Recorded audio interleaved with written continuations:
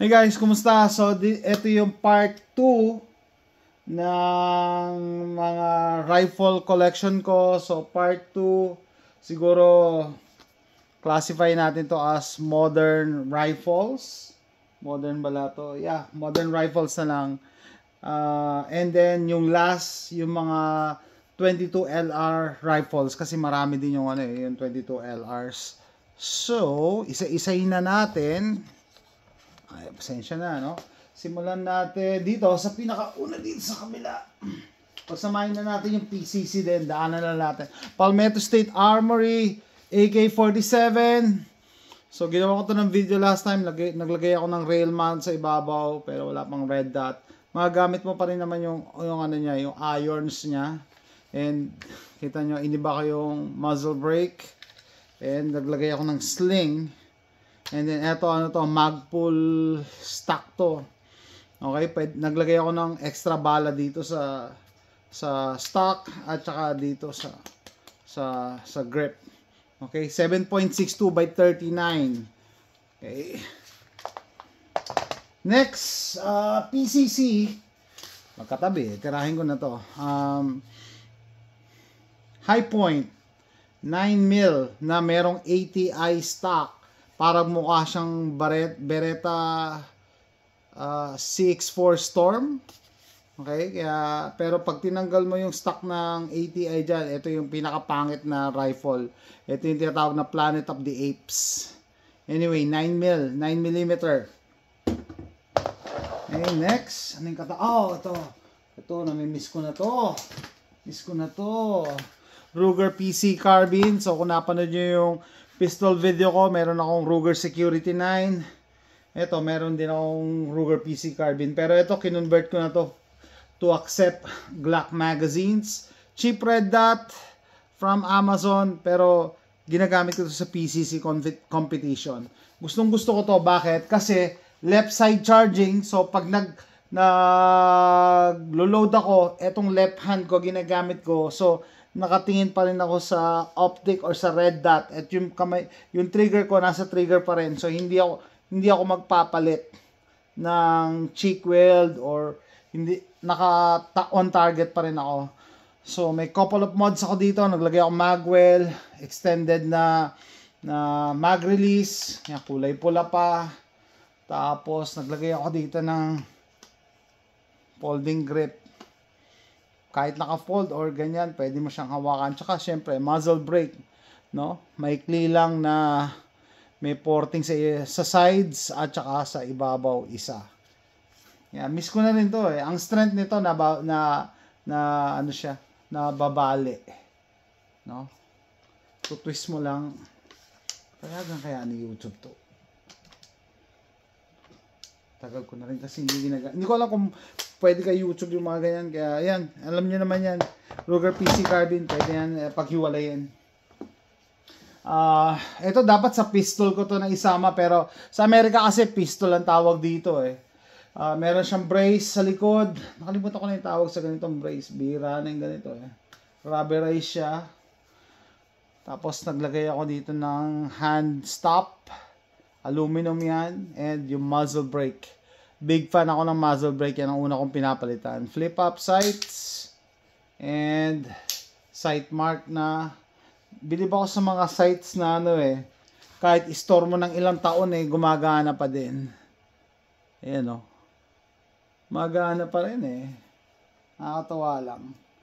Ibig sabihin wala siyang vampire drain. Hindi na de-drain yung Bali, eto pala yung FM product na lower. So, dati, polymer to, nabasag dito sa side nag-crack. Nireklamo ko sa FM, pinadala ko sa kanila, pinalitan na lang nila ng ganito, aluminum lower. Dati kasi maganda, pwede kang maglagay ng magazine dito sa grip. Anyway, hindi matibay. Yung polymer lower nila, ito naman, binuo ko to, ginagamit ko nito for competition, PCC competition, Palmetto State Armory PAX9 multi-caliber. By the way, kung di ko nasabi, lahat na makita niyong barrel were safety check prior to filming. hindi tayo naglo-load ng bala pag nandito tayo sa bahay. Naglagay lang ako ng hand stop dito sa harap, no? Sabihin nyo, bakit baliktad dyan? Eh, kasi gusto ko pa-pull sa akin eh. No, gusto ko ganun, hindi palayo. Pa-pull sa akin. Tapos, pelta ko yung muzzle brake, 9mm na muzzle brake. Yan, ganda rin to. And then, Bushnell TRS-25. Ito yung pinakamura na red dot na branded, na very usable, effective. Kahit mura lang siya. Siyempre, yan. Palmetto State Armory. Okay, next. Ito, abangan nyo, upload ko yung shooting video nito or kung napanood nyo na, ito yung Rossi Wizard 223 na nilagyan ko ng muzzle brake. Ang laki oh.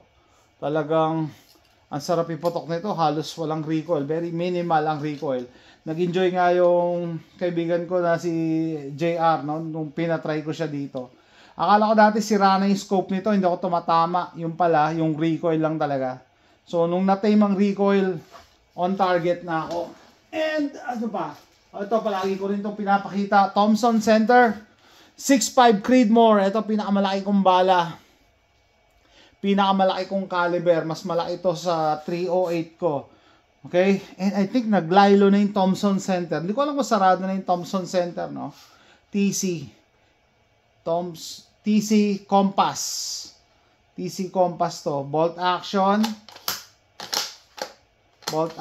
na 6.5 Creedmoor. Package niya tong Vortex na scope. Pinaltan ko rin. Hindi ko pa ito na ipuputok pero pinaltan ko na yung muzzle brake. Pang vertical na muzzle brake. Basically parehas sila ng size yata ng 308 eh. Muzzle brake na 6.5 Creedmoor. Magaan. Hindi ko lang alam performance nito pero confident ako kasi nagpalit na ako ng muzzle brake. Ganda yung grip niya dito. Oh. Ganda. Okay, next. Ito dapat sa pistol ko rin ginawa to pero nakita nyo na rin to. Kasi sa Amerika considered to na pistol eh. This is my 7.62 by 39 na pistol. Yan, naka-brace lang siya. And inayos ko na rin to, tumatakbo na to. Initially nagkakaproblema ako, ayaw mag-ignite. Yung pala kailangan enhanced firing pin kasi matigas ang primer ng mga 7.62 by 39 na steel ammo. Tapos ayaw mag-extract. Ginawa ko, pinalish ko yung loob ng chamber. Ngayon nag-extract na. So, due na ako na dalhin ulit sa range. And with that, pwede kong palitan siya ng upper. 223 upper. Sa Pilipinas, bawal to. Kailangan i-rehistro nyo rin. Pati barrel, pati upper. Diba? So, yun. Same lower, dalawang upper. Okay? So, ibig sabihin, ang considered na gun dyan is yung lower lang naman.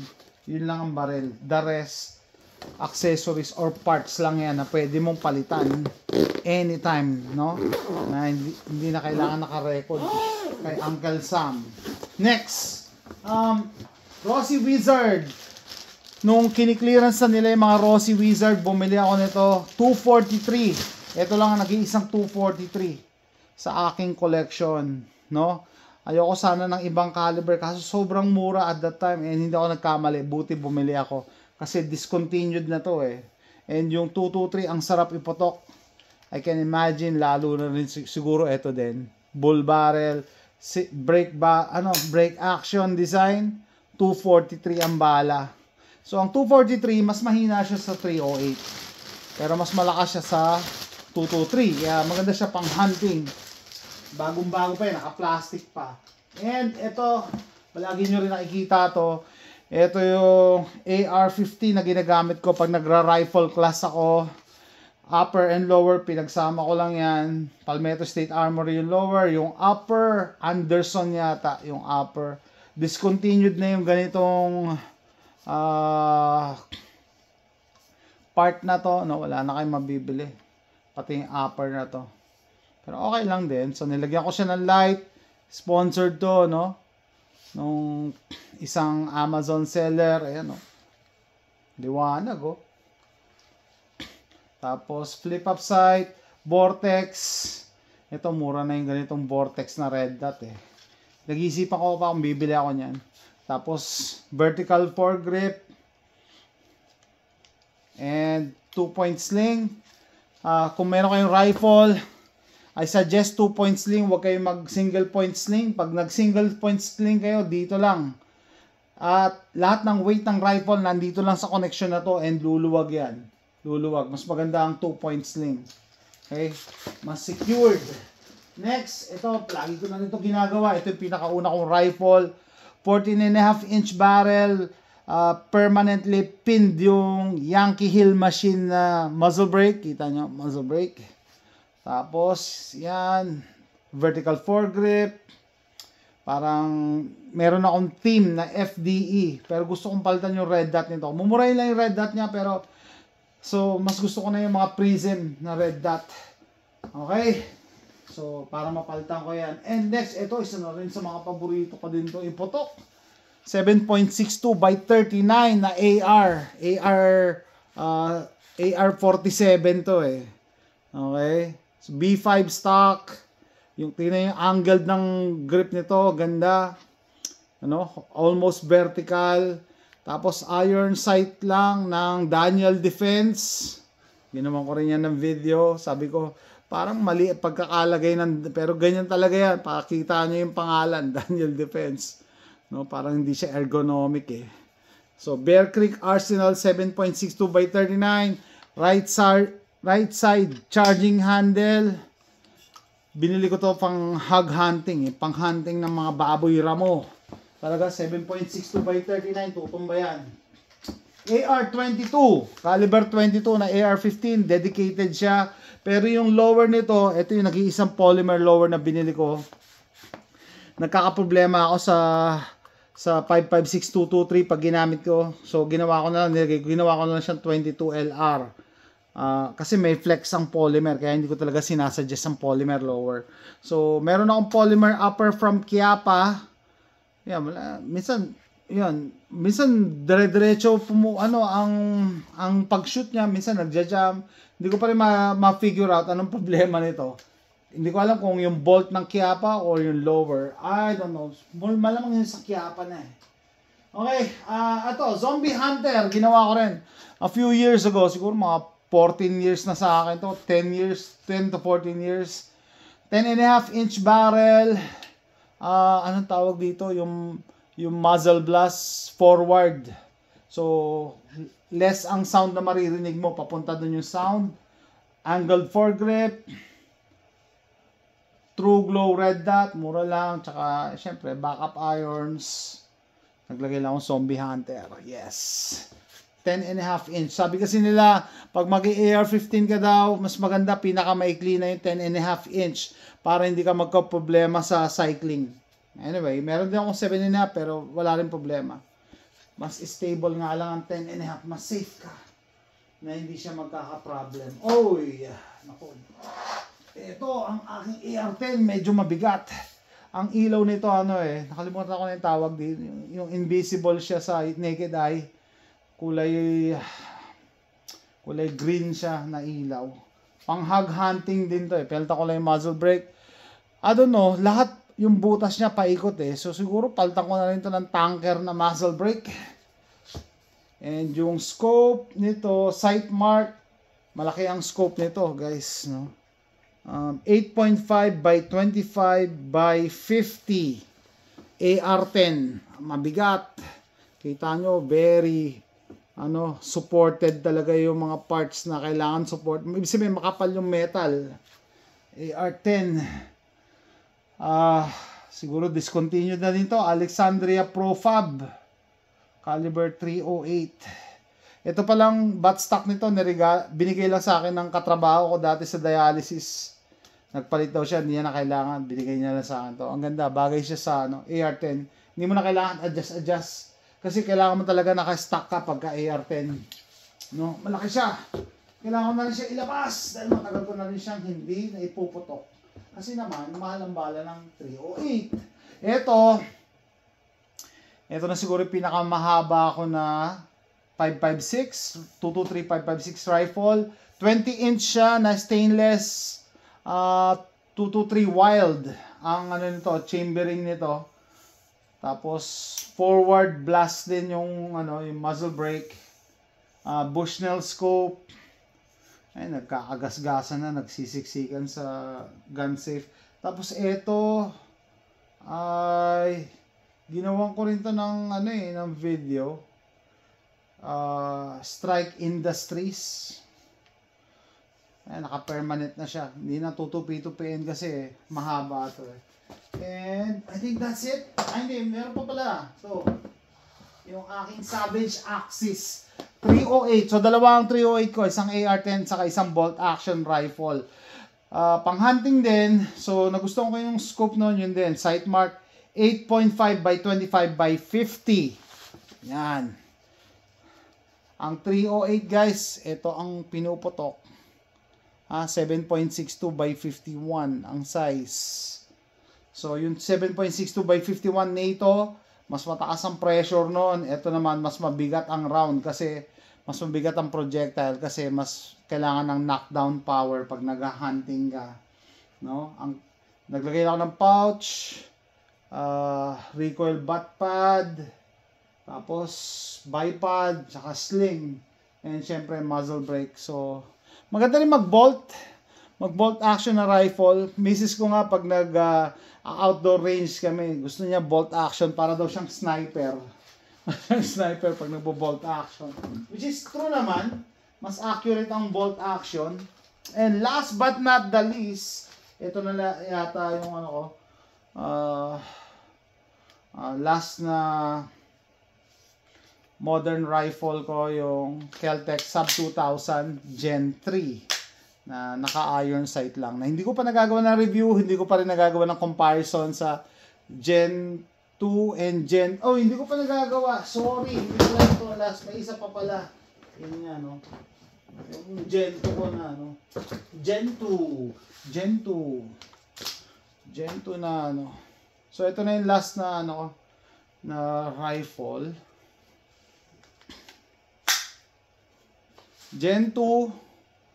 Kel-Tec Sub 2000 Portical, and Gen 3 Kel-Tec Sub 2000 in 9mm.